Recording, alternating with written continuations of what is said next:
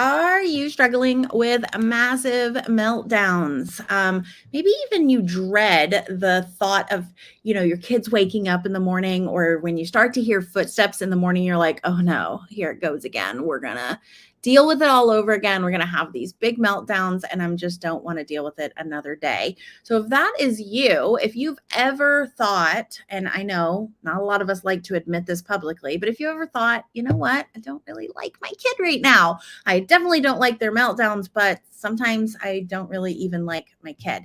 And so often we hide that under the surface and we don't really admit that. But I'm here to tell you, you are not alone if you've ever had those thoughts, if you've ever just been so spent with the meltdowns that you just dread hearing their footsteps in the morning. I've got an amazing guest who's coming on today, and she's going to share how she went from daily dread of those footsteps and daily meltdowns to actually falling back in love with her kiddo again, and having the best relationship that she ever could have imagined with her kid. And she's had a lot of ups and downs and obstacles she's had to go through over the last little over a year that she's been working on this. And it's so great because even right before she came on this call, she had to implement what she's learned to get through another small meltdown. But this time it was actually not even the kids. So we're going to bring her on. Super excited. If you have dealt with meltdowns in your life, if you can just put meltdown below, then that will let us know that this is relevant to you. This is exactly what you need, and that you're not alone, right? You'll be able to see all the other people who are struggling with meltdowns as well. So I'm going to bring on my amazing guest. I do see Helen in the comments. Hello. All right. So I have the amazing, the awesome, the one, the only Nicolette here with us. And Nicolette is going to be talking to us about how she went from that daily dread of hearing the footsteps and those daily meltdowns to actually falling back in love with her kiddos again. So Nicolette, for people who don't know you, can you share just a little bit about yourself and your family? Oh, I still have you muted. Hold on. There you go. Now we can hear you. Hi everyone as well. Yeah, sure. So as Dana said, for quite a few years now, we've dreaded hearing the footsteps of our SK9 coming across the landing into the bedroom in the morning. And literally, I can feel it now. I would just tense up, thinking, "Oh my gosh, what's going to be the mood?" And invariably, it stemmed from her wanting to know what we were doing that day. And if I paused too long to breathe, to think about what we were going to do, it would be a meltdown of, okay. And that would then just derail our day, because she'd be very angry. She'd be quite volatile. And then she'd start to do stuff with her younger sister, and it was all we understand now about getting obviously attention and reaction. So that we did used to dread those mornings, and I joined CTC, I think it was September 2020, because my relationship with SK9 was just so volatile. I know, to admit, I didn't enjoy being in her company. I didn't feel happy. I dreaded having to say the word no. It almost felt as though if I said we needed to do X, Y, and Z, go and brush your hair, go and brush your teeth, she would do the complete opposite of that. And it felt deliberate. It felt that she was being mean. I can remember saying, I got really worried. I just thought, oh my gosh, I've created a monster. I really did think that she was just deliberately being mean. And I tried a lot of things. I tried lots of different parenting things through our local council, like Triple P. And I'd done quite a few of those. I'd done Triple P, I'd done another couple of other ones. And that involved timeout, consequences. And I went whole in and started doing those. And then I found CTC, and this new idea of not actually dishing out consequences. It was like, wow, how's this going to work? So I started to look, and I think that the main thing for me was the Spark plan. I really focused on that and really got that into a habit. And then from that stopping and breathing and having an anchor about the fact that she's struggling. She's not trying to give me a hard time. She's not being deliberately mean. She's triggered. And I just likened it to like an animal. If, like a stray dog, you're trying to save them or you're trying to help them. They don't know that. And they just lash out. And I just kept having these visions to help me swap my thoughts, really. And so from the Spark, I managed to swap those thoughts about her. And that was the big thing. So, but I have to say, it's taken a long time. So we're now, 18 months down the line or so. And it was just started off very small. So then I implemented, after the Spark, was more my Ride the Storm plan. And I was in Ride the Storm for quite a long time. And we still go back into that every now and then. And I think I've realised now that there's always a storm around the corner. So I'm always prepared for that. And it could be a little storm or it could be a big storm, but I'm prepared. And I think what I've learned to do is to lower my expectations. And if things start to seem as though they're rumbling, I then think, okay, I think maybe we need to look at certain things, and connection seems to pop up. And that's when I start to think, okay, like at the moment I'm thinking about, we've got opportunities now to actually put some family connection time as a regular thing in the evening. So that's what I'm looking at now. Yeah. Okay, so I'm going to bring myself back. I was taking so much notes. You just were like sharing so much goodness that I was like, okay, I'm going to go. Okay. So I love it. You shared what life was like before. You shared how there was like these daily meltdowns, how, it felt really deliberate, how it felt like you had created this mean monster. You were seeing your child as this mean monster who was doing things deliberately against you. You were dreading to even like say anything. So there was this like walking on eggshells, really afraid to even do anything. And your relationship was really volatile, meaning I'm guessing that means there was a lot of yelling and arguing back and forth when you did finally say something to her. Is that correct? That's absolutely, yeah. It was it's very loud, very shouty, very aggressive. And then I would react to that. And then I'd be matching her being very loud, aggressive and shouty. So yeah. And I'm sure, and I already see some people really saying like, oh my gosh, I used to do this. I've tried this. And, especially when things are suggested by, by the powers that be, or you go to the doctor, or you go to the people that are supposed to help with being a better parent and having this better relationship. And they're like, go to these programs and do timeouts and do consequences and, and do all of these things that we know now really just make the relationship even more volatile, right? And so I love how you mentioned, I love that phrase that you said, I've learned to just kind of always know that a storm could be right around the corner and I'm going to be prepared this time. And now you feel prepared.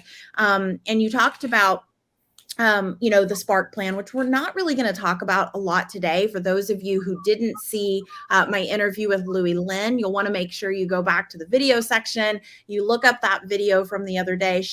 Her whole thing was all about the Spark plan and how she implemented that to get more time and energy and to change her perspective, which is what Nicolette said here. So instead of seeing her daughter as deliberate and as a monster, it was about swapping your own perception of your daughter. Did I hear that correctly? Absolutely. Yeah. Yeah. And so how did you get prepared? Like you talk about this Ride the Storm plan. We also call this an in the moment plan. Can you talk to me about it? Like, what does it look like to be prepared for the next storm, the next big blow up? So what I did was I focused on as we always say, what is the biggest chaos causes? Because there were so many. There was just so many things going on, and I thankfully, you've always said just focus on one, because whatever one you choose will help you move that needle closer to where you want to be. And it took me a while to believe that, but I again, your words resonated with me when you said, until we can believe in ourselves, you will believe in us. And I just, again, went whole heart into it. So I picked the one focus, and it was mornings. Morning, because as I said, I dreaded her coming across the landing. So I picked morning, and we got together and we did a routine. When I say we, that was me, SK9 and SK, who's now 5. So we came up with a very simple routine. There were just 4 simple steps: get showered, get dressed, breakfast, brush teeth, and then that would leave however much time then, and they could either play or watch TV. And in the beginning, I had to judge the TV programs and make sure that they would finish when we had to go to school and not another one started, because again, trying to get them to leave halfway through a TV program would have just, again, been another inflammatory moment, another trigger point. So that was our sort of in the moment for getting ready in the morning to go out. And the reason I chose that was because I mentioned earlier that when she walked across that landing and would be angry, it would just derail the whole day. And now we'd got that plan, and it was like, okay, well, we know we need to do X, Y, and Z, these 4 simple steps, and then you can get to choose what you want to do. So there was something in it for her, or them, both of my daughters. And so that was our sort of routine stroke in the moment. Well, actually, it was ahead of the moment, I guess, in the end, plan. Yeah, so that's what I was going to ask about is, when you created this ahead of the moment plan to kind of make it simpler in the morning, it sounds like you really were trying to just give her some control over what was happening in the morning, so that she knew what to expect, you knew what to expect, and that's what kind of calmed the mornings down. But my guess is, in between stop, breathe, and anchor, and shifting your own perspective, and then doing this morning routine, there probably was a little bit of like how you were going to react or respond in the moment to a blow up or a meltdown. Can you talk to me a little bit? This actually just happened this morning, didn't it? Yeah, we've just had this evening for us here. We've just had an incident now where, and this isn't connected to the morning, it's obviously evening, but it was a meltdown that ensued. And so I literally earlier today, I posted about what I was going for. I think it was about the day 3 challenge. So I said what I was actually going to focus on, which is what I actually say in the moment. And that's where I felt I really needed to hone in on that. So it just tripped off the tongue. And lo and behold, it didn't I didn't have to wait long before I actually had an episode where I had a chance to practice it. So I literally I looked at my 1-1-1 plan. One thing I was going to say, one thing I was going to do, and one thing I was going to provide. And what I've just practiced now is I knew the words I was going to say was, I can see that you're having a hard time. And I literally just went in there and I just said that. And that was to all 3 of them. So that was my daughters and my husband. I can see you're having a hard time. Let's take a break. And that was it. And it was still, sparking. And I said, look, let's just leave it now. Let's go and do something to just relax ourselves. Do you want to go and watch TV? Do you want to go and play a game? And SK9 is very good at a creative play. And she said, well, I've just set all this game up. And I said, well, that's great. Does everyone want to do that? And so SK5 has, and that's where they've just gone off now. So it just diffused that situation. And it was just those words, I can see you're having a hard time. Let's take a break. I love that. And so what would you say that was the say, what would you for people who are like, "Okay, but wait, give me the provide and the do. What did you do?" What would you say this is what's the do? So the do in that situation was I felt it was more about oh, actually, I'm trying to think now. I can know what the provide was because I empathized with them. I Mm, understood that they were all struggling. I felt that that sort of calmed them down. So mm. that's what I provided, is that sort of safety that it's okay. But I've gone a blank on the do. I can't think what the do would have been now. Well, But did you say okay, so here's a question, like, you're sitting in this room right here, we were gonna be doing our interview. Did you stay in the room you're in right now and shout to the other room like, "Hey, guys, I see you're having a hard time, take a break," or did you do something with your body? you're absolutely right. Yes, I see, because I've been doing it so often now, I've forgotten that little bit. Yeah, I went from the room to the room where they were. And actually, my SK5 was on the floor crying. So I just actually got down on the floor with her. Okay, so Um, you moved closer and got down. yeah, I moved closer and got down. So I got to where all of them were in the one room. And then because SK5 was upset, I got down to her level, literally onto the floor. So, I hear from a lot of people, and honestly, because you've tried some of these other things over here that are more old way, I could see this coming up here as well. Um, are you just allowing them to act this way then? Like if you're having them take a break and then go play a game, are you just ignoring this? Or is there a time that you're going to come back and revisit this? So yeah, you're right. At that point in time, I'm just riding that storm, and we're in that moment. And I could hear actually at that point, my husband was trying to skill build during that moment. He was Mm, talking about it, and I literally, at the same point, I said, "Look, we're all having," and that's when I said, "We're having a hard time. Let's just take a break, and we'll discuss this when we're all a bit calmer." And and literally we'll come up with a plan. And those were the words that I used.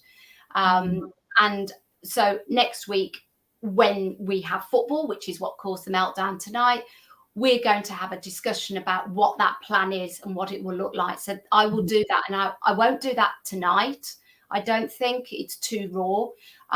We may do that tomorrow, but it will tend to happen during the night time, because that when we're sitting with them at bedtime, that tends to be when they want to talk, and mhm. they're calm and they're open to it. So but I certainly wouldn't be doing it tonight. I might not even do it tomorrow night. It might even be, a couple of days afterwards. But that's what I would do, is when the moments are calm, we'll chat and say, okay, what could we do next time? And I notice actually now, before I would turn around and say, this was how I used to do it at the beginning with CTC. I'd say, okay, so this is what happened last night. You did this, you did that, and you behaved that way. And I've realized that actually, if I approach it with, okay, I didn't behave how I wanted to, Mhm. or maybe that didn't go as well as it could have done. What could we do better? What could I do better to support you? And I just changed the emphasis on to me. And that seemed to be a lot of a more calm uh, platform to start from. Yeah, I love that. And, it kind of brings it back full circle on what we were talking about earlier for anyone who might be a little lost, right? She started talking about morning routine, but I wanted her to give a very recent example of what happened for this evening of how she really solved those morning routines. So, first, she had to figure out how she was going to change, right? So, she had to focus on the you piece, is what we talk about, and she had to focus on that shift and that perspective so that she could enter a situation without adding fuel to the fire. And then she started to figure out what she was going to say and do and provide in the situation. And at first, that was during mornings, right? So it was, I can see you're having a hard time. I'm going to get closer and lower to you. I'm just going to provide empathy and safety. And then once things calmed down, And this could be days later. Sometimes we like wait 5 minutes and think that that's a good amount of time, right? But right, it could be days later. And then we're problem solving together. We're coming up with a plan together. We're not passing judgment. We're saying, how can we solve this together? What are your concerns? What are my concerns? And then you're creating the plan together. So this ahead of the moment plan wasn't you just saying, this is what we're going to do. And now you're going to be creating your football plan, right? And Yeah. so you'll have, this is what it's going to look like on football nights, but you're going to create that with them out of the moment over the next week before the next time. So this is a great, like, just kind of how you can see how these plans that are very unique to your family, very unique to your children and your situation, building on these plans, how they build as like stepping blocks so that you are prepared for whatever comes next. Can you talk to me a little bit? You said kind of what happened. I'm going to come back to me for a second. And I thought this was brilliant. You shared that when you first came back to the room and you sat down, you said, oh, I just went in there and I just kind of keep popping my head back in and checking in on them. And you said something about your daughter who you used to dread having the meltdowns. What was she doing in the other room? Now, yes, so interestingly enough, when I was popping in about and out, the last time I went in, I saw her and her daddy. So she was getting close to her daddy. She was her arms were either side of him, and she was diffusing the situation. So literally, if I reflect back, she had got closer to him. She got onto his level because he likes to be hugged and touched. So, and so she was holding him and she was saying, look, daddy, we can do this, because he was the one that was up there at the moment then. So that's, now I see that's how I really do realize how they are modeling stuff now.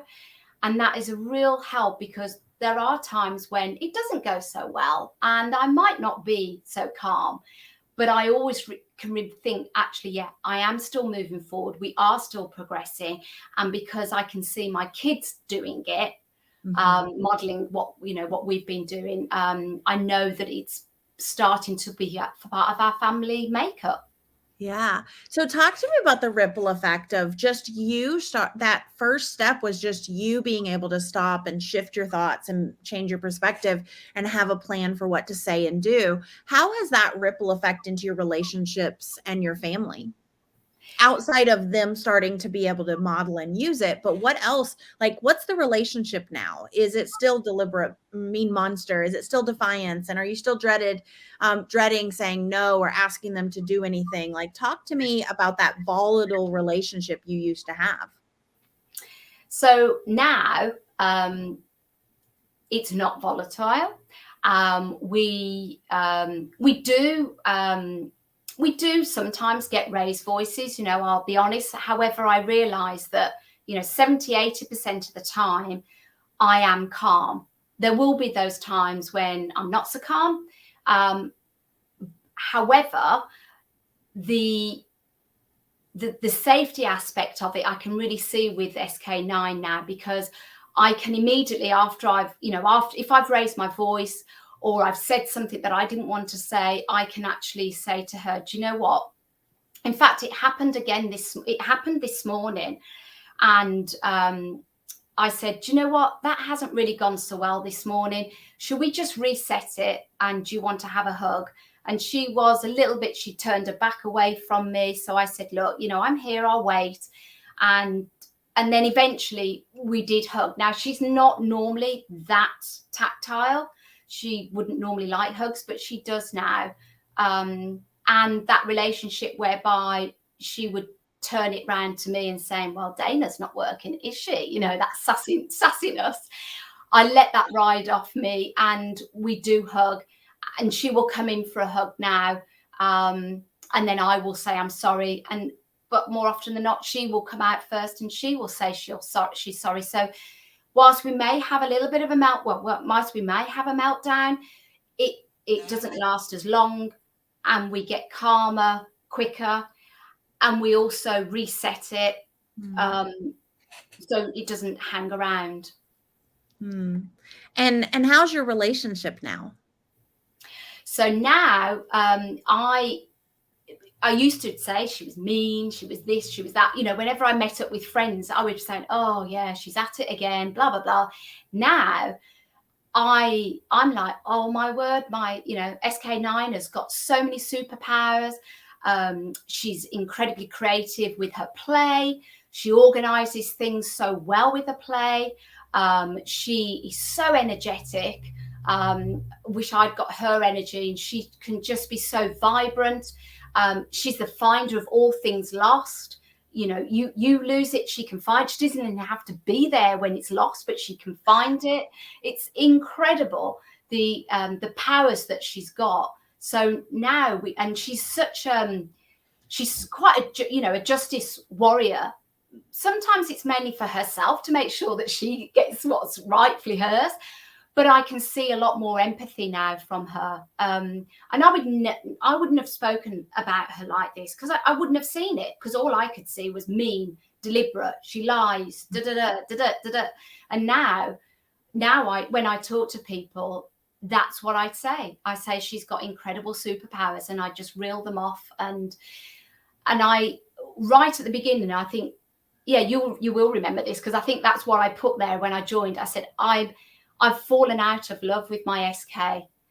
And now I can actually say I have fallen well in love with her. And, I'm so proud of her, and I can speak so fondly about her. And that I can see that, yes, she has struggles. School is a struggle, but I know that she is shining, and that she will continue to shine because of all these superpowers that she has. I love that so much, Nicolette. Nicolette, I mean, I'm seeing so much love for you in the comments. Helen is like, this is amazing. This is so beautiful. And, I've watched your story over the last year unfold, 18 months unfold. And it's just, I think it's the fact that, you've had some really big things in your life show up. You have some really big things that many people would have just run away. And you just continued to show up, even if it was just like, I'm here, but I can't, like, I don't have the mental energy to even post what's going on. And so I want to commend you for that, because that's not an easy task. And, I'm curious, is there anything I didn't ask you about that if someone's here and they're feeling like their kid is just at it again, they've tried all the things, they've done all the programs, and their kid just, they can't even say no, right? Like their kids just won't even cooperate. What would you want to say to them? So I would say, looking back, when I first joined CTC, it wasn't easy, okay, but nothing that's worthwhile ever is. So I knew that, and I did have expectations that within 3 months, 90 days, it was going to be absolutely fine. We were going to be the happiest family. There'd be no arguments, and we'd all be just hearing each other and laughing and joking. And that, honestly, that was my expectation. And I realized then that things were going to take a little bit longer. But what was really good, and what I think has helped me, is that I got encouraged by the community, by the coaching calls. And I made sure I went on as many coaching calls as I could. I made sure that I used the video ask and asked questions as much as I could, or emails. I made sure that I was asking and leaning in. And I think it was as a result of that, with people, the community helping me and saying, you're doing a great job. Look at these wins. Because sometimes when you're in it, you don't actually see how far you've progressed, because you're so close with it, but others standing back can. So my little tip would be, even if you feel that you've been out of the community for a bit and you think, oh gosh, I've been out of it so long, I'm so far behind. The best thing I did was literally go into the dashboard, find a video. And it's really strange, because whatever I was thinking, that video would suddenly appear from nowhere. That would be where I'd focus would go. and I'd listen to it while I was emptying the dishwasher, and I would speed it up to, 1.5 times or more, or when I was making the beds, or while I was ironing or something like that. I would just quickly find it, and I always found gold in any one of the videos that I looked at. It was just taking that tiny step to either post to say help, post to say I'm leaning in, what do you think to this, or listen to a video and just jot some notes down. I love that so much. Well, Nicolette, again, thank you so much for sharing your story. This is so amazing. And I just want to recap for anyone who's still on here. We are going to be doing our 7 days to less chaos. We're going to be running our workshop again. It's a free workshop. I believe you did it. When you joined, you came through the 7 days to less chaos. And so we're going to be doing that really soon. And we'll be walking you through how to create an in the moment plan so you know what to say in the middle of like everything hitting the fan. And then we'll also walk you through how to get ahead of things, how to actually go beyond just knowing what to say in the moment, but how to create that plan for the future so that it's not as big of a deal anymore. And you can start seeing those superpowers. You can start seeing your kid for who they are, and you can fall back in love with your kid again. And so if that's something that you're interested in, be sure to put calm in the comments, and we will make sure that someone on the team gets you the link to that workshop. Nicolette, is there any final words that you have? Literally just take one tiny step, because that is a step closer to where you want to be. And that has always kept me going, which is why I've stayed in the community. And I just picked it up and thought, right, I'm just going to put a post out there, just one tiny step, even if it was just to drink some water. I love that so much. Well, Nicolette, thank you so much. Everyone give Nicolette some love in the comments. Be sure to put calm in the comments if you would like to come to that workshop. I see Teresa's already put some of that in there for you with the link. And I just want to remind each and every one of you, if you've ever had those feelings of dread, if you've ever felt like you don't really like your kid that much right now, you are not alone. It does not make you a terrible person. Being aware of that is the first step. And then leaning into a community like this, showing up at the 7 days to less chaos workshop is your next step. And you've got an army of people just waiting to support you. So come on in. We don't bite too hard, and we would love to have you. So thank you again, Nicolette. You are amazing. Bye, guys. Bye.